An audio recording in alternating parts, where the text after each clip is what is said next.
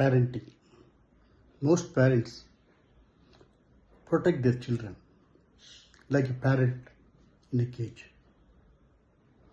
We should understand that we are not going to travel in our children's life throughout our life. When God calls us, we have to leave. There is no excuse in that.